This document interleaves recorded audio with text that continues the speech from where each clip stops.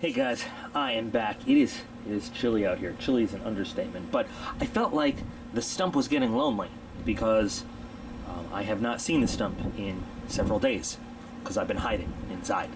So we are here with another viewer requested video today. We're taking a look at something by Two Sons, which is another, I don't want to say high end in the way that sometimes are really high end, but they are higher end than some of the more budget friendly knives, modern Chinese production, kind of higher value. I have not had anything by Two Sons, but from everything I've seen, they really put a lot of focus on the quality. So basically opposite of something like M-Tech or Tac Force, where it's pump out as much volume as possible with the cheaper materials and stuff. But the actual request, and I think there was about 7 different viewers who asked me to take a look at a Two Sons knife. No specific model, so I just kind of picked one that spoke to me a little bit. But I'm kind of excited to take a look because I've known some people that have had Two Sons and they really liked them. So let's take a look. So is there a model number on here? There is not. I, of course, will have to put in text which one I picked. And we'll just go ahead and get right into this because I don't want to spend any more time out here than I have to. One of the things I like is that, you know, they're proud of where they're made. It's cool. Not hiding that fact. Now, I am a sucker for Jade G10 any day of the week. This is not your standard, what a lot of companies will call the ghost jade. This is that nice green color jade that I've shown on the channel a few times. And wow, that's really nice color. It's a really pretty color. So you can already see on the blade that's D2. Fit and finish on this, it looks as nice as I've heard. That back spacer is beautiful. Really nice. So again, fit and finish, everything is gorgeous. Look at the finish on those liners. Really nicely, highly polished. Everything fits together great. Perfectly centered. Lots of finishing work on the blade, so not just like a blade that's in there, like really a lot of sculpting, a lot of shaping. Nice, relatively thick piece of steel for you to use there too. I'm really impressed by the finish on the back spacer. It's really nicely done. I'm putting some marks on the blade there, so that's me. There's a thin coat of oil on there because it's a carbon steel blade. The color of the G10 is just getting me right now. I don't know if you can see, there's a really fine texture on that. For some grippiness. Nice machining on the pivot, but you still have the option if you wanted to adjust or take it apart with a regular old Torx driver. Not necessarily deep carry clip. I'm wondering if this is going to bite into the hand a little bit. But looks gorgeous. And really, everything I've heard about Two Sons so far, it's valid. It's a very nicely put together, very attractive knife. Let's see how it works. Wow, that was nice. It was very nice. Let's do that again.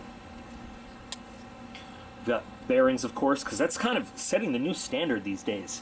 Where once again, I mention this a lot. Once again, bearings was only on the highest end pieces, but now it's kind of standard for a lot of knives. So we're going to do a push button flip. We're going to do a light switch flip. And no matter how you're comfortable doing the flipper, wow, this jimping is great up there. Wow. So yeah, let me just wipe this oil off a little bit.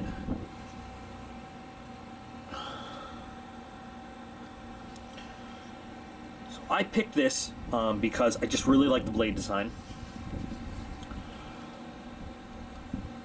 We've discussed this on a few different knives lately. So there's going to be a little bit of discussion. Is this a sheepsfoot or a Wharncliffe? Now you see this kind of flat angle at the front. You might be thinking Wharncliffe. But it's got a curved belly, which really makes it a sheepsfoot. The hallmark of a Wharncliffe blade is a straight, flat edge. This has that curved edge, which makes it a sheepsfoot technically. Now, I'm used to sheepsfoot blades having the curve at the front, which kind of, to me, is what I look at, but it really comes down to a curve here or a straight flat edge there. This knife is comfortable, little skinny for my taste, but oh, and that clip though, that clip is killing it for me. That does sort of bite into the hand a little bit, but it's not too bad. I think I could get used to it. But man, that jimping is just, that gives such great traction there. That knife is not going anywhere, and I can see that whether it's wet, dry, whatever you're using it for. Blade is a little bit big for your standard EDC use, but man, great looking finish. The logo is a little bit big, but I mean, it's not like you're carrying around a billboard or anything. What a great simple handle design though. And the action on it, it's just very smooth. If we take a look at the lock, I love how polished these liners are too. Oh, by the way, you can really see it because the jade is so translucent. Awesome skeletonization in there. I mean, you have absolutely no more steel than you need at all, so really lightens up the knife. The lock, super early lockup. This is going to kill me if this fails this test. Okay. The lock has traveled, but if we... There, and it goes back to its original position. That's what I wanted to see. Centering, it looks like it has moved just like a millimeter maybe, and that might just be some loosening of the pivot. But there's no real blade play in it, so, you know, but the lockup is right back to where it was. Still super smooth, a little bit of a squeak in there, and that's probably the detent needing to work in on its track there. I really like this knife. Good job, those of you who requested to take a look at something by Two Sons. Now, the price is a little prohibitive for some people, I'm going to say. It's not in the same price range as some of the other nicely manufactured Chinese knives that we looked at. They're not cheap. They're not cheap, but if you have the money to spend on them, you know, very nicely done. Very, very nicely done. Man, I keep thinking of thumb studs there. But of course, aesthetics are one thing. Let's see how the blade comes right out of the package. So, starting with the standard old paper test. Well, that's like the paper's not even there. Beautiful. Some 550. Let's start with the good old pull through. Let's see if I can do this without bashing into the camera this time. That was gorgeous. Might have been one of the best pull-through tests ever. That really was amazing on the pull-through test. I do it and you guys watch it. I wish there was a way for you guys to feel it. I guess it's one thing to see it and to hear that little snappy sound, but unless you're feeling the effort required, I guess there's no way to describe it. And of course the slice, look how clean that is. There's just, I'm doing the test to show you, but without you guys being able to feel the effort, I mean, or lack of, I guess, there's no way to really describe it. Yeah, it's a beautifully finished blade. I'm really glad we took a look at this. So, gorgeous aesthetics. I love this Jade G10. This is the green Jade, you know. Now, guys, I just wanted to, you know, I keep going on and on about the color of the Jade G10. So I just wanted to give you a comparison. This is my Bad Monkey. This is what the standard Jade G10 or Ghost Jade G10 is, and this is the color of this beautiful green Jade that I'm talking about. I love it to death. It's hard to find this. I have found some, and I've worked with it, and I've done some videos, and I'm not going to link to them right now.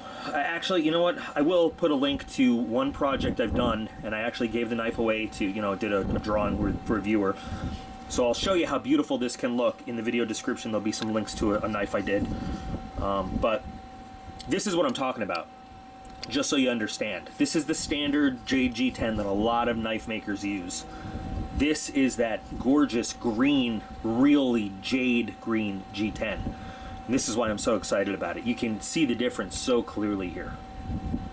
I think one of the best compliments we can ever give a knife maker when we look at one of their products is to say I'd be willing to invest in another. And I haven't carried it yet, obviously. Now, that's what I'm going to do. It's what I always do when I check out a new knife. Now, I'm going to carry it around, give it some pocket time. But based on the first impressions here, it's comfortable. It's a gorgeous piece. The blade out of the box is ready to use for whatever you need it for. The materials are excellent. And I really like it. Now, of course, I picked the one that spoke to me, that I thought looked good when I looked online. This is, like I said, the requests were look at something from Two Sons. There was not a specific model mentioned. This is not in the price range as something from Kubi or Ganzo or some of the lower ends of like the Kaiser Vanguard series, or I can't think off the top of my head right now, but some of the other higher quality, more budget friendly, Chinese-made knives, or even some of the more affordable Kershaws or CRKTs or something like that. You're going to drop some money on something by Two Sons. Not as much as like a Zero Tolerance or something like that, a Benchmade, a Spyderco, but some of them are pretty expensive. Some of them do match those prices, but I'm impressed with what I see here so far. So for some of you who might have some more experience with the brand, what do you think? How does this match up to some of the other Two Sons knives that you've seen so far? Or for some of you who have never seen Two Sons, for those of you who requested it, what do you think? Did I pick a good one? Are you happy with it? Is there another specific Two Sons model that some of you might like to see me unbox and try out, or maybe compare to this one? I'm in love with the G10 on this. I'm not going to shut up about it. It's beautiful. It's gorgeous. It's gorgeous. So, what are your thoughts, guys? What do you think? As kind of an unrelated note, which G10 do you like better? Do you guys with me with the really jade green G10, or do you kind of like the standard ghost green G10 that a lot of other makers use? In any case, I think it's a beautiful knife. I think those of you who requested it and recommended it, good job, guys. Nice work. So I'm going to go inside. I'm freezing my butt off. For you guys, though, because I care about you all. So yeah, you can check the video description for a link to, I think it's actually a really nice, I think it was either a Ganzo or a Firebird that I redid using this G10. It actually came out really, really nicely, and then I did a giveaway for it. Really liked it. I'm actually redoing it again right now for myself. The same knife, same finish and everything, because I want one for myself. So check the video description for that link, for link to the Discord server, Patreon page. Well, that was an annoying noise. I actually just uploaded part 1 of an exclusive kind of video for my Patreon exclusive video types. Fixing what was wrong with that November Knife of the Month from Ravencrest. If you recall, you can just look in the recent videos. It's not too far back there. There were some problems with it. And just for myself, just modifying it. See if maybe we can improve it a little bit. And that's part of the Patreon. Certain levels get some exclusive content. That's one of the videos for them. I don't know if so link to the Facebook page and all my email addresses. Still looking for Q&A questions, guys, so I can put out another Q&A video. Maybe you guys asked all your Q&A questions already, but I need more, so check that out. But anyway, you guys are all absolutely awesome. I appreciate every single one of you, and I'll be back again inside real soon.